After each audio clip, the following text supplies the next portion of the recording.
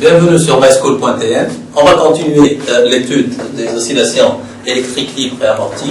On va terminer la partie étude théorique. Donc, grand 2, c'était l'étude théorique.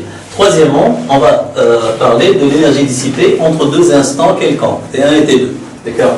Donc, pour répondre à cette question, généralement, je vous donne un graphe, soit un graphe qui illustre l'évolution de UC en fonction du temps, ou bien Q en fonction du temps, ou bien UR en fonction du temps, etc.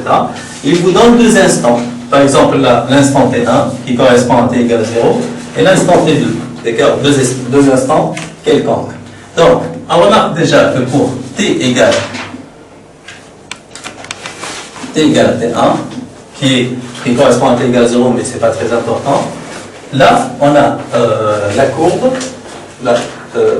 passe par un extrémum, si vous voulez, par le maximum là, d'accord? Donc la tangente à la courbe, elle est horizontale, donc sa pente, la pente de la tangente est nulle, et la pente de la tangente, c'est la dérivée à cet instant, de la fonction à cet instant, à t égale à t1, on remarque qu'on a quoi? On a UC égale UC1, d'accord? Et DUC par dt à cet instant est nul. D'accord? Or, la dérivée de UC est nulle, de même pour la dérivée de la charge, parce que Q égale à C fois UC. Donc, dQ par dt est nul. D'accord? Pourquoi? Parce que là, UC est maximale. D'accord? Donc, la tangente là, elle est horizontale. Donc, là, sa pente est nulle. DUC par dt à l'instant T1 égale à 0. De même pour dQ par dt, parce que Q égale à C fois UC, si vous voulez. dQ par dt n'est autre que I. Donc là, on aura I à l'instant T1 égale à 0. Donc l'énergie électrique totale, E totale égale EC plus EL. Or, I est égal à 0, donc IL est égal à 0. Et EL est égal à 0, donc ET à l'instant, l'énergie totale à l'instant T1 si vous voulez. Donc, l'énergie totale à l'instant T1, je peux l'appeler tout simplement E1 égale EC en même instant, c'est-à-dire 1 demi C fois UC1 au carré. Donc, je peux calculer ça, d'accord? De même, pour T égale à T2, vous remarquez que j'ai pratiquement la même chose, d'accord? Donc, à T égale à T2, UC est maximal aussi, d'accord? À T égale à T2, UC est max, d'accord? De même ici, UC est maximal. Donc, UC est maximal. Donc, la dérivée de la fonction là, DUC par dt est nulle.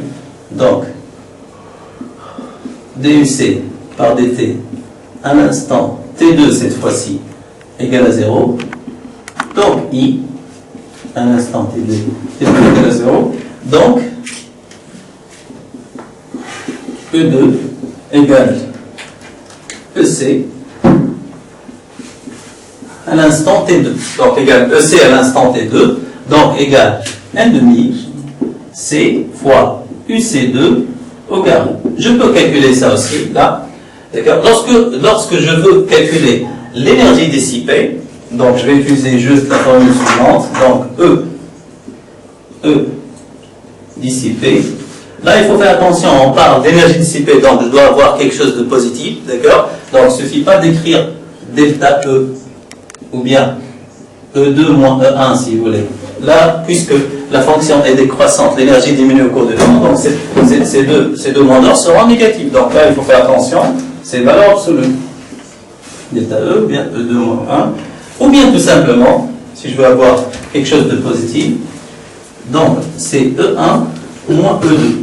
Puisque E1, puisque l'énergie là est supérieure, à celle à l'instant T2, je peux écrire tout simplement E1 moins E2. Donc, on va continuer le calcul. Donc, on aura EC à l'instant T1. Donc, c'est quoi? C'est 1 demi C UC1 carré. E2, c'est 1 demi C UC2 au carré. Donc, soit j'ai calculé ça, j'effectue directement le calcul, soit je calcule là. Donc c'est 1 demi C, puisque c'est une constante. Donc facteur de UC1 carré moins UC2 carré. Et j'effectue les calculs nécessaires, bien sûr, tout en sachant que l'énergie a comme unité dans le système international de joule. Donc elle est exprimée, l'énergie est exprimée en joule.